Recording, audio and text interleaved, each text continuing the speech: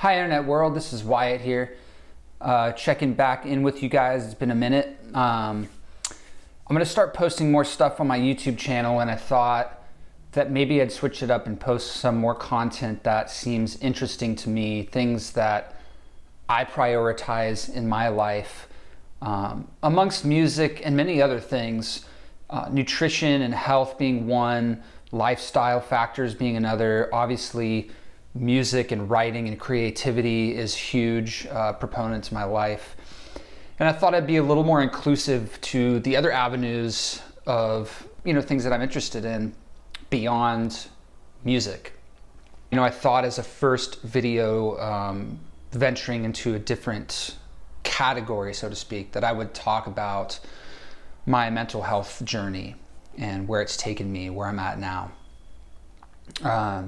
Essentially, I think I was born predisposed to anxiety and depression and overthinking. I do think that there is some sort of genetic effect, some biological effect that people can experience, whether it's direct family or extended family. I think a lot of it can be contributed to the environment that you grow up in as well. So I would say most of my childhood, most of my young adult life was pretty carefree, and I would consider myself a pretty happy-go-lucky kind of guy, kind of kid. I was a little nervy. Looking back, there were certain things that I was just petrified of that I still am to this day. Things like flying on an airplane being one major anxiety of mine.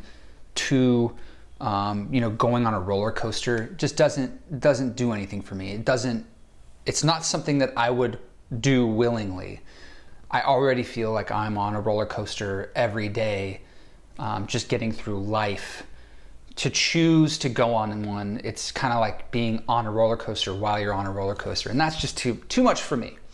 So there's certain things that I've always felt ever, since I was a little kid.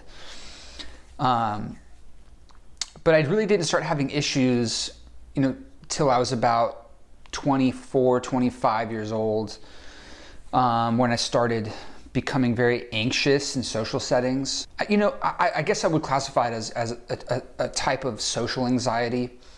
I really started to alienate myself from people and going out and doing things. But I will also say that I quit drinking and doing drugs when I was about 23, 24 years old. So as great as that, and I have never since, I've been completely sober since then. And a big part of why I became so antisocial is because those things, drinking, dabbling in drugs, partying, all that kind of stuff was what lent me to be social and happy-go-lucky. When I didn't have those substances in my life, or those vices, so to speak, I was left with myself. I was left with this bare, raw version of myself. And my instinct was to alienate and to not socialize, not talk to people, do my own thing. And what I've realized is I think I am that type of person. I like to be alone. I like to do my own thing. I like to make my own way. And I've come to grips with that. I've totally come to terms with that. But at the time, there was a lot of anxiety that was fed into the fact that I was just me. I couldn't contribute this happy-go-lucky, let's, drink or get high type of mentality. I was just with myself, and I became very introspective. When I was about 25, I started having lots of physical symptoms of anxiety, where I would get a racing heart, and my chest would be beating. I'd be very dizzy, very standard, typical symptoms of anxiety, to the point where I had my first, anxiety attack at a car wash in Pasadena, California. I've been going to car washes my whole life. no issues. I know this sounds really off topic, but there was one very particular time that I went to this car wash, and it was one of those ones where you give your keys to the guy, and then you can watch your car go through the car wash through the window. For some reason, watching my car going through the car wash gave me immense anxiety, and I started catastrophizing. What am I going to do if something happens? I'm stuck here. I'm trapped here. I can't go anywhere if there's an earthquake or the building crumbles or the sun falls to the earth. I don't know. My brain was going a million miles an hour. And I got so anxious. I didn't know what to do with myself. I couldn't see straight. And I happened to be very close to an ER, and I checked myself in to the emergency room because, of course, at the time, I didn't chalk it up to be anxiety. I chalked it up as, I must have some sort of heart condition or something's wrong with me physically. And of course, they strapped me to the IV, they took all my vitals, they took my blood, they ran all these tests, and everything came back totally normal. And the nurse recommended I see a therapist. I get some help with the anxiety.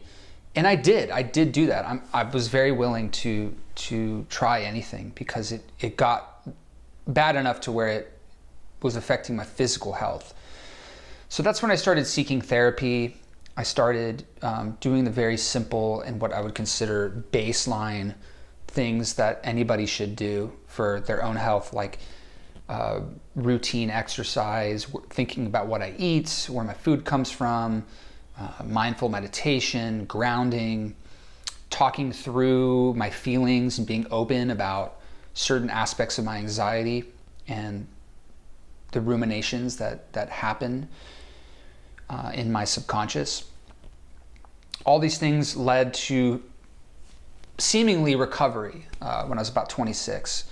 I felt great. I moved to Arizona to be closer to my family. My family moved out there.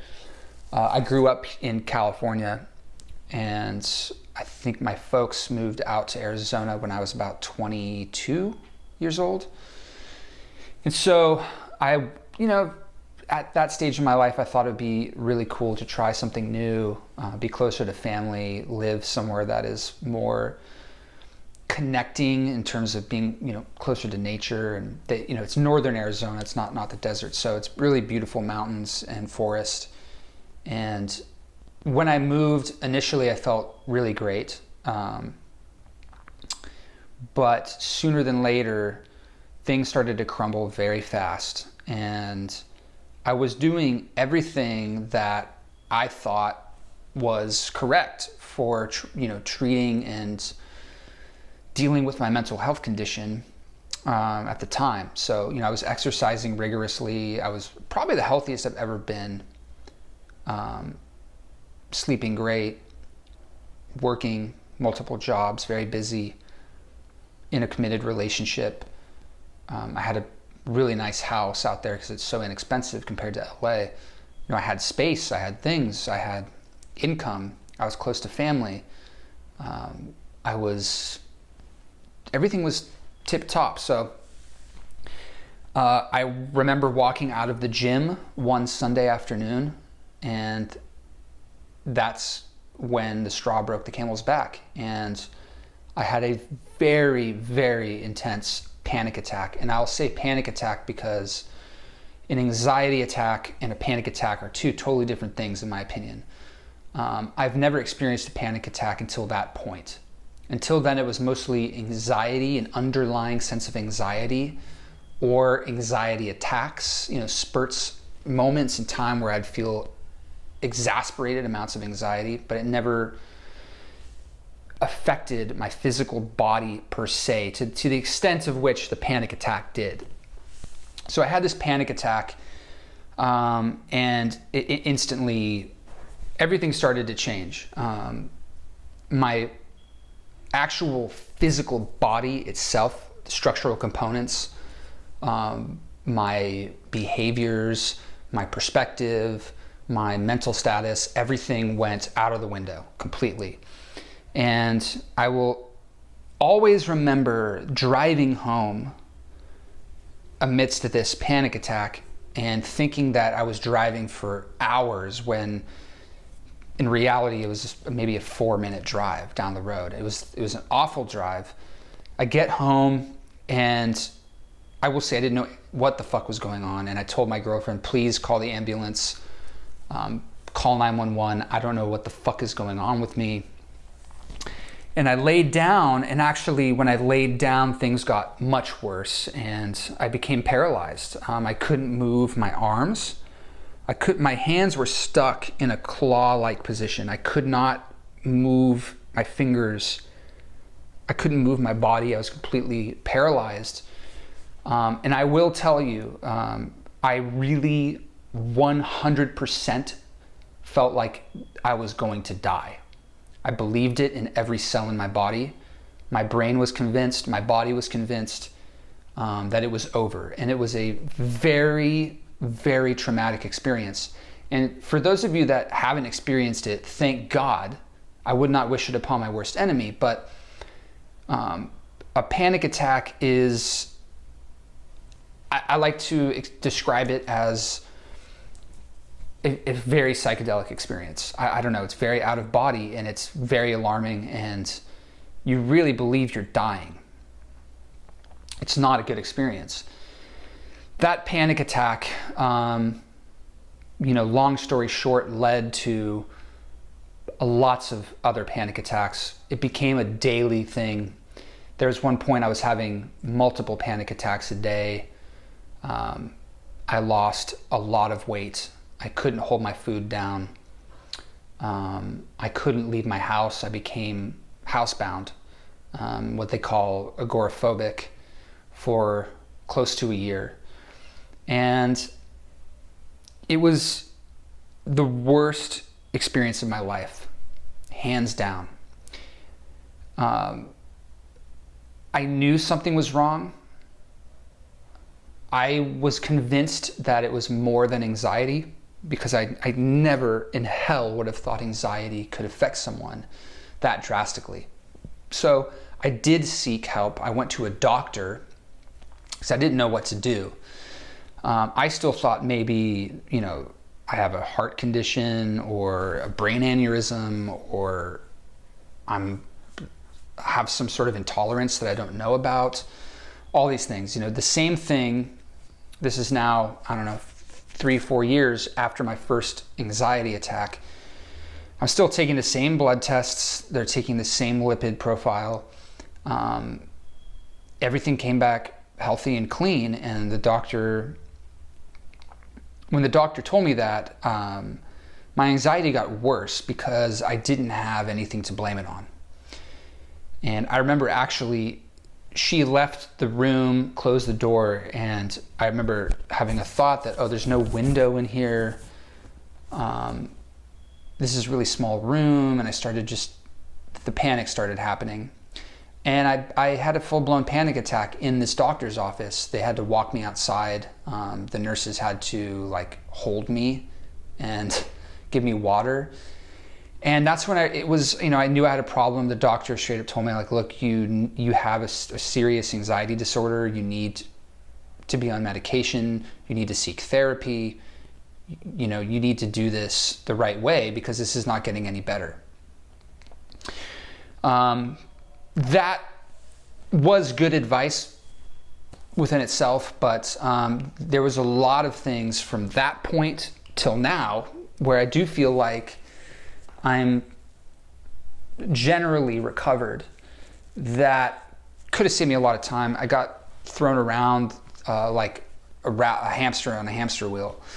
Essentially, they put me on an antidepressant originally and gave me, Xanax for the panic. I remember the doctor giving me the Ativan is what it was. The first time, and said, go home and take this, and then take your antidepressant for a week, and let's see how you do. And when I took the Ativan for the first time, one, I was very anxious because I'm taking a drug. What's going to happen? What if it makes it worse? I can't handle that. But it did relieve the anxiety. And in that, I don't know, 30 to 40 minutes of it kicking in and me feeling the relief of anxiety that I felt for so many months, every waking moment, I cried like a baby. And I do not cry. I'm not a crier, guys. I'm not a crier. I can't tell you the last time I cried. But it was the most relief I felt in so long, that I really knew I had some issues going on, and I was just crying. I was at basically my rock bottom at that point. I couldn't leave the house. I started medication, which made things worse at the beginning. I was, I'm almost 6 foot tall. And when I'm, my weight now, I'm 160 pounds. In my healthy, normal, functioning state, I'm usually around 160, 155 pounds. That's when I feel my best. At this point in time, I was down to 129 pounds. I looked emaciated. I was eating tons of food. I had an insatiable appetite. That had nothing to do with it. It was a nervous system issue. And, long story short, I started on Lexapro. Didn't go well. That lasted about 2 weeks. Then they put me on Zoloft. I was on that for about a month. That didn't do well for me at all. Then they tried me on citalopram, or what's that other one? Forgetting the other one. That didn't go well at all. Then the doctor recommended I try a different type of antidepressant called Cymbalta. That one did seem to help me, but the side effects of it were almost not worth taking the medication. I really felt like a zombie when I was on it. But it did curb the anxiety, and it did elevate the depression. When I was taking the Cymbalta was the first time I was able to kind of start to function and actually go get my groceries and go get food and talk to people. And so the Cymbalta did help. But what I didn't know about that particular drug is that the withdrawal symptoms are very severe. It's one of the only all antidepressants have a withdrawal effect, but this particular one is extremely potent and has a very fast half-life. So getting off of it is a nightmare. And when I started reading, horror stories of people trying to get off of this drug, made me want to get off of this shit. Also, I felt like a zombie the entire time I was on it. Really, like I was just tired and sluggish, and kind of felt like I was living in a different realm of reality. This is when I moved back to LA to, focus on Lollipop. We're settled into our warehouse. We're moving in. We're getting the studio built. So I moved back to LA from Arizona. And when I came back to LA, I sought doctor's help, because at the time I was very much amidst heightened anxiety and depression. So I seek a different doctor. I have an appointment with this doctor. What do you know? Have a panic attack in this guy's office. Really bad one, horrible. Had to take the Ativan in his office, and he had to talk me off from, the fire. And basically he said, look, like, this Cymbalta is not the right drug for you. It's not meant for panic disorder, or really depression for that matter. It's more of a nerve pain medication. Let's try you on Prozac, which is really the only antidepressant that I didn't try. It was Prozac and Paxil. Those are the only two I did not try at that point. And I was so sick and tired of being a fucking hamster on a hamster wheel and feeling like shit. And I knew that coming off the Cymbalta was going to be a nightmare. I was so hopeless and so desperate to just feel a sense of peace, a sense of functionality in my life that I said, yeah, let's try the Prozac. Let's try it. So I got myself off of Cymbalta. It was a fucking nightmare. Some of the gnarliest side effects I've ever experienced in my life. For any of you that are on that drug, I would very much recommend getting the fuck off of it. Anyways, got on the Prozac, and the Prozac was the only one that seemed to work for me. That didn't give me any side effects at all. Besides having really intense dreams the first few weeks, I guess I still do. No side effects for me, really. And to this day, I still take Prozac. I'm on the same dosage. I'm not pro medication necessarily, and I'm not really anti-medication. I think I'm somewhere in the middle, and I can do a video on that later on down the road. And I'll do a video on my experience with Prozac, because I have been on it for close to 2 years now. Or sorry. Yeah, shit, close to 2 years now. That's crazy. I will say it has benefited me more than it has not benefited me, and that's why I keep taking it. Do I intend to take it forever? No. But right now, I'm living in, we're all living in a very intense time. This particular time in my life, I'm focusing a lot on creative efforts and work in my business, and my security level is pretty low, and I don't feel like it would be smart to try and wean myself off of an antidepressant amidst being busy as hell. I just don't think that's smart or constructive. So essentially, when I started taking the Prozac and I found a new therapist in LA, things started to get better. But amongst that, I really started experimenting with more natural ways of combating the anxiety and the depression. The Prozac, it doesn't, taking a medication is not gonna solve all your problems. It's not how it works. You still need to provide your body with the neurotoxins and the neurochemicals that allow for the drug to work. The drug is recycling it. It's not producing it. It's not producing serotonin or dopamine or any of these things. It recycles it. So I started getting into surfing, exercising, traveling more, eating very rigorously and kind of doing an elimination type of diet, which helped me a lot. And I'll make other videos on the different things that I think are vital to everyone's health. My lifestyle, what's helped me a lot with the very particular mental health condition that I suffer from, which is major depressive disorder and panic disorder.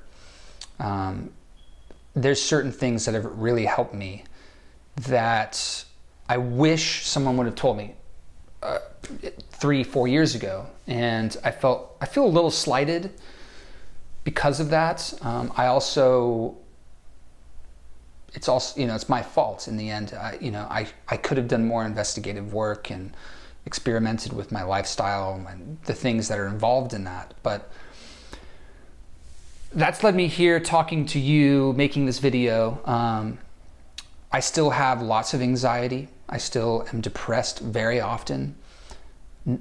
There's no, the answer isn't to cure it. There's no curing this. It's part of the human experience, The biggest thing that I've learned to do is to accept it.